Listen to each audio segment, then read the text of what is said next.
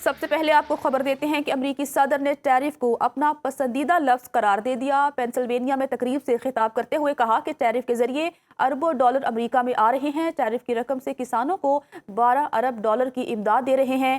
Biden حکومت working class کی دشمن تھی۔ سعودی عرب، متحدہ عرب امارات اور قطر نے 4 ٹریلین ڈالر کی سرمایہ کاری کا اعلان کیا ہے۔ تینوں ممالک کے حکمرانوں نے کہا کہ امریکہ اب ہارڈ اسٹیٹ بن چکا ہے۔ ڈونلڈ ٹرمپ نے میئر لندن صادق خان پر تنقید کرتے ہوئے انہیں ظالم اور نااہل قرار دیا۔ بولے صادق خان برے میئر ہیں۔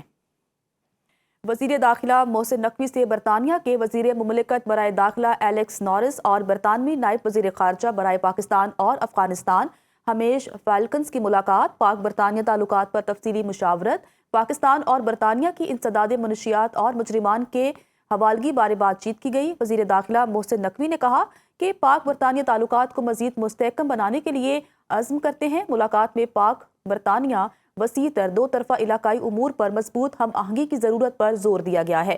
وزیر داخلہ دورہ برطانیہ مکمل کر کے امریکہ کے لیے روانہ۔ محسن نقوی امریکہ میں ہونے والے PSL روڈ شو میں شرکت کریں گے۔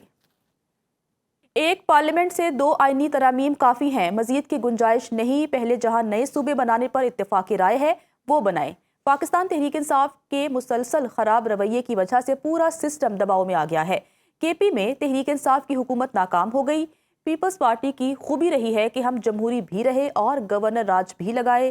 چیئرمین پیپلز پارٹی بلاول بھٹو کی گورنر ہاؤس لاہور میں سینئر صحافیوں سے ملاقات۔ کہا کہ پنجاب اسمبلی نے جنوبی پنجاب صوبہ بنانے کے لیے قرارداد پاس کی جس پر اتفاقی رائے ہے۔ 20 صوبے بنانے سے پہلے وہاں صوبہ بنا لیں۔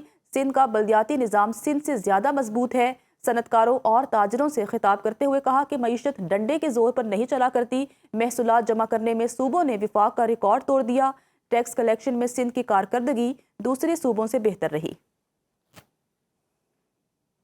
کہ ملک کی معیشت ڈنڈا کے زور پہ نہیں چل سکتی۔ ہم اس قسم کا سولوشن بھی نکال سکتے ہیں جس سے پورا جو وفاقی حکومت کا کنسرن ہے NFC ایوارڈ اور یہ باقی چیزوں کو اس طریقے سے پھر مسئلے میں آ جاتے ہیں کہ ہم ڈی سینٹرلائزیشن کے تھرو، انسینٹیو کرنے کے تھرو جو معاشی مشکلات ہے وہ دور کر سکتے۔ اگر ہم کاروباری طبقہ کو، بزنس کمیونٹی کو، یا جو بھی آپ کے ٹیکس کنٹریبیوٹنگ سٹیزنز ہو، ان کو وہ عزت دے، ان کو ٹیکس نیٹ میں کوکس کرنے کی کوشش کرے، نہ کہ ان کو زبردستی ٹیکس سسٹم میں فورس کرنے کی کوشش کرے، تو آپ you'll get better results۔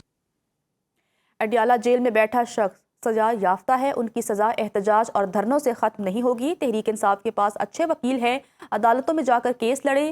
Governor KP Faisal کریم کنڈی کی پریس کانفرنس۔ کہا وزیر اعلیٰ KP سہیل آفریدی کی ترجیح صرف صوبے میں امن ہونا چاہیے۔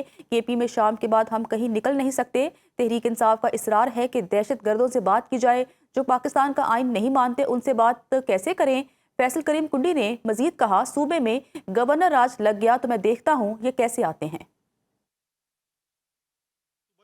جو ہے وہ اڈیالہ شفٹ ہو گیا۔ اب ہمارے جو ہے وہ تقریباً جو ہے ہمارے CM صاحب روزانہ ادھر بیٹھے ہوتے ہیں۔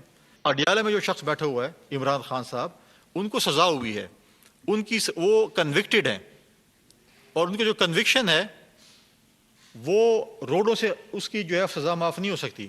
ان کی سزا جو ہے وہ ڈی چوک یا اڈیالہ سے معاف نہیں ہو سکتی۔ ان کی اگر سزا معاف ہونی ہے عدالتوں سے ہونی ہے۔ کہتے ہیں امن چاہیے، اور دوسری طرف کہتے ہیں کہ نہیں آپ انٹیلیجنس بیس آپریشن بھی نہ کریں۔ تو کیا وفاقی حکومت کے پاس، ان اداروں کے پاس الادین کا چراغ ہے کہ وہ پھونک ماریں گے اور یہ جو لوگ ہیں ملیٹنٹس ہیں وہ بارڈر کے اس پار چلے جائیں گے؟ امن ہوگا تو ڈیولپمنٹ کام بھی ہوں گے اور خوشحالی بھی آئے گی اور ترقی بھی ہوگی۔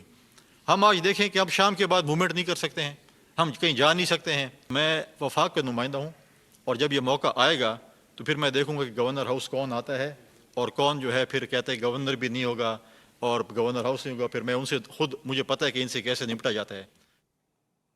بانی تحریک انصاف پر پابندی لگانے کی قرارداد پنجاب اسمبلی میں منظور کر لی گئی۔ قرارداد نون لیگ کے رکن اسمبلی طاہر پرویز نے ایوان میں پیش کی۔ قرارداد کے متن کے مطابق پاکستان کی سالمیت اور استحکام کے خلاف بیان دینے والوں پر پابندی لگائی جائے گی۔